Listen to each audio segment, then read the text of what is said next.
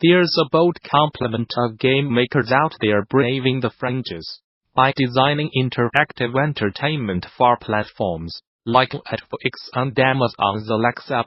And at this year's Game Developers Conference you will have an opportunity to learn from some of the best. Notably, in his GDC 2019 Game Narrative Summit talk, the Invisible Escape Room, adapting Jack Ryan for Alexa, game industry veteran LucasArts, Telltale, etc., and Dplay Chief Creative Officer Dave Grossman will give you a rare overview of the unique game development challenges presented by voice-controlled narrative for voice assistants, and, by extension, AR/VR. Using Earplay's recent adaptation of a physical escape room to a Jack Ryan-themed interactive story on Alexa, as a key example, Grossman will examine ins and outs of story creation for voice platforms, adaptations between media, and how to direct an exploratory experience when the audience cannot see anything at all. It's a select opportunity to learn practical strategies for a good medium of game design from an industry vet, so do not skip it. For more details on this talk, and many more, check out GDC 2019 session scheduler.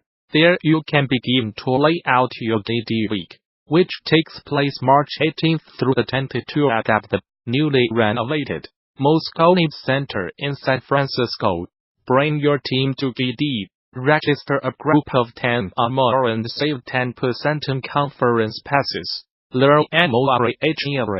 For more details on GDC 2019 visit the show's official website, or subscribe to regular updates via Facebook, Twitter, OS. Gamasutra and GD are sibling organizations under parent company Informa. 11-Bit Studios has raised $500,000 for War Child United Kingdom by creating charity DLC. This War of Mine. In the 4 years since the game launched, the studio pledged to donate 100% of the cash from its charity DLC to the British organization, which is dedicated to helping children affected by conflict all around the world. Since then, over $500,000 has been donated to the cause, helping War Child deliver aid throughout countries including Afghanistan, Iraq, the Central African Republic, Democratic Republic of Congo and Yemen. The cash has allowed for the creation of 3 temporary learning spaces, allowing 260 children to carry on with their education and complete their school year, while also providing summer schooling to 475 students in Iraq. It has also helped place 26 unaccompanied children with foster families in the Central African Republic, facilitated the opening of a new fundraising arm at War Child that's dedicated to working with gamers, and granted 840 children aged 4 to 6 access to early childhood and care development in Kabul and Herat. If you have not already, you can support War Child United Kingdom directly by clicking this link, or by purchasing the This War of Mine charity DLC on Steam. Newsbrief. Blizzard Entertainment's Chief Financial Officer Amrita Adhuria has departed the company and the game industry entirely to join up with the mobile payment company Square as its new CFO. Adhuria started as Blizzard's CFO in March of 2018, and, before that, spent 8 years at Activision Blizzard as the VP of Strategy and Business Development, VP of Finance and Operations, and as VP of Investor Relations.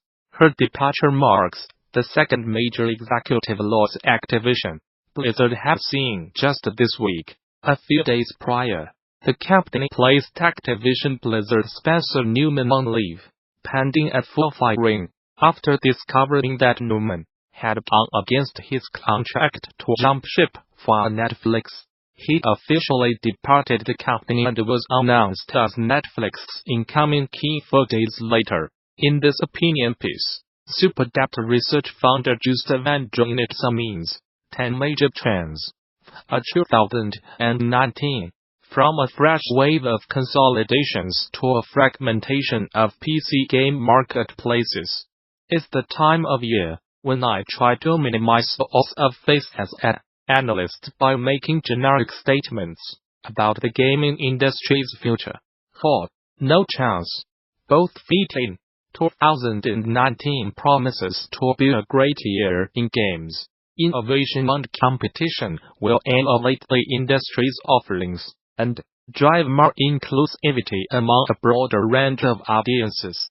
Collectively, gamers will serve as the canary in the coal mine, as large tech firms look to introduce new technologies to mainstream consumer audiences. Companies like Amazon, Tencent, Google and Microsoft already own and operate massive data centers that virtually run enterprise applications. As I previously covered, we will see continued investment in infrastructure and content acquisition in 2019 as these billion-dollar companies seek to claim the consumer market. This means that we will likely see some surprising partnerships, for instance between Tencent and Google in China. Incorporated companies like Sony, Nintendo and legacy game publishers will have to decide on going at it alone. Budding up and surrendering a piece of revenue. It's not a bad thing. But after more than a decade of a virtual monopoly held by Valve, new contenders have emerged. We already saw how Valve tried to get in front of Epic's announcement that it was lowering its platform fees, and not long after, this got popped up with an even better rate. This is good for players and companies that make games. Consumers will get better prices and more choice, and the various digital stores will compete over functionality and improved user experience. Creative firms can reduce their exposure to a single distributor. Previously, unless you were Activision you have no other option than to join the cluttered Steam store. Despite digitalization, the bulk of interactive entertainment has remained within one of the various walled gardens. That is going to change, like telecom networks that allow people to speak to each other, irrespective of their phone provider. So, too, will online gaming break down silos? In 2019, cross-platform play will become ubiquitous. The end of 2018 has already shown the potential of this, as Fortnite resulted in each of the platforms agreeing to play nicely with one another. Legacy publishers like Activision Blizzard have also tasted what cross-platform play can do for their franchises. Hearthstone has continued to dominate the collective card game category because it works seamlessly across PC and mobile, and offers a smooth integration with live streaming platforms like Twitch. Cross-platform play should be at the top of every studio's design agenda in 2019. After seeing the initial success with subscriptions enjoyed by Twitch and Microsoft's Game Pass, more companies will adopt this monetization model. Large platform holders like Sony and Apple are looking to grow their revenues by offering content subscriptions. Both of these companies have indicated they have plans to increase services revenue as a direct response to reaching the limit of how much hardware they can sell. Game publishers have been experimenting with microtransactions to great success. Tentpole franchises like FIFA, Hearthstone, and TV Online have made a mint from what they call recurrent revenues.